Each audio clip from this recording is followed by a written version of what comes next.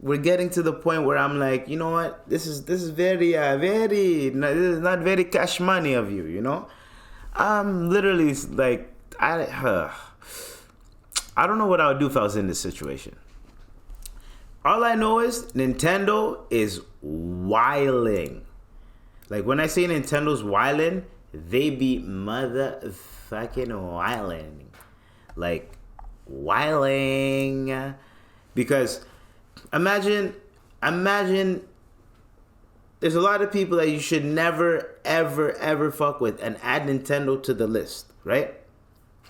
Marvin Gaye's estate. Whenever something sounds like Marvin Gaye, you're catching a lawsuit, millions. Sting, the moment he hears a song of his, nigga, he's suing, right? North Korea, just leave him alone. 50 cents money, right? And God forbid y'all fuck with Nintendo. Holy. Nintendo hacker forced to pay them for life after being released from prison. Nintendo hacker Gary Bowser, I guess that's his name, has been released from prison after 40 months and must pay the company 25 to 30% of his income for the rest of his life after operating hacking website Max Console.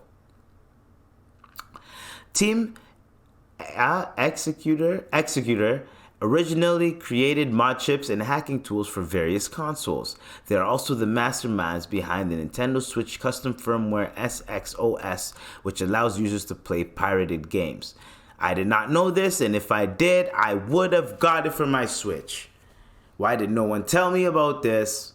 Maybe, no. I think because I have a Nintendo account, and if they link it to my Nintendo account, figure out it's a pirated game, then I might get kicked out and banned, and then I can never play a Nintendo Switch game again. Because you know Nintendo's like that. They're like the no soup for you guy in Seinfeld. No Nintendo for you. You fuck around with Nintendo, you try to create one of their games and post it up online and shit, like do a remake of their games and post it online for other people to play.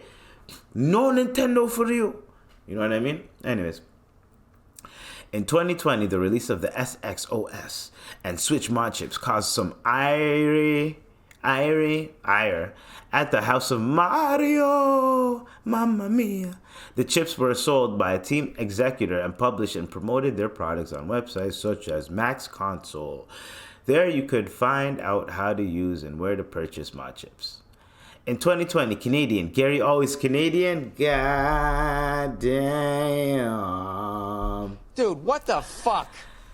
Gary Bowser, who ran the Max Console website, was extradited to the U.S. following his arrest in the Dominican Republic. According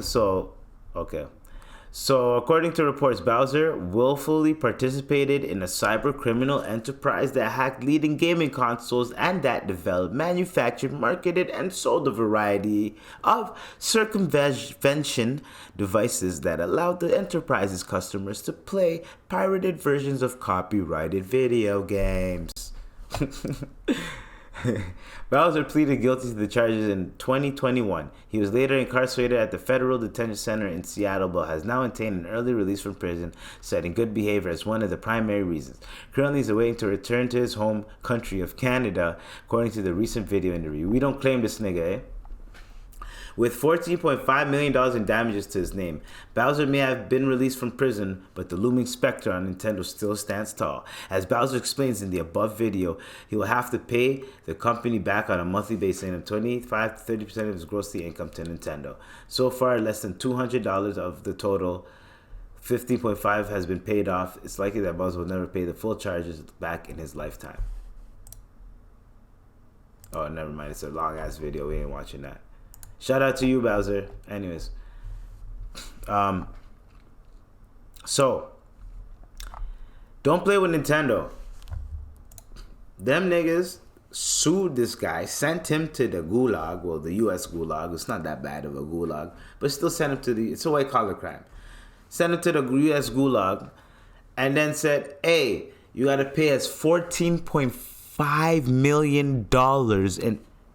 Damn! $14.5 million. I'm sweating off the debt that I already have. And my debt is like, okay, you know, like student loan and like other dumb shit that happened during the pandemic. But other than that, I'm still sweating at my credit card. You know, I'm still sweating, but I'm paying it off and I'm figuring out ways and it's keeping me on my toes type shit. But 14.5 million, I'd pass out. I'd pass out in court. I put a Suge Knight in court. I just passed, like, literally, I'd have to pass out. I'd fake something. Right when they're about to hand me down the sentence of how much I have to pay, I'd, like, you know, like, do a little health complication just to get out of that shit. Fuck that. I'd have to fake a heart attack. I think I'm having a heart attack. I swear to God. Astaghfirullah. I swear. Astaghfirullah. I would have had to do something like that. 14.5 million? He's like, yo, I can never pay that for the rest of my life. They're like, 25 to 30% of your yearly gross income, not net, gross. So before that goes to the government, before the government taxes it, Nintendo's getting their piece, and then the government can tax that. God, well, that's kind of beneficial for him, but god damn, for the rest of your life, you owe them niggas. Don't play with Nintendo. Nintendo's the type of company, I tell you. Remember GoldenEye when they dropped, because Nintendo owns the rights to GoldenEye, so they dropped. Someone dropped like a GoldenEye remake that you could play, modded version, whatever, that you could play online, right?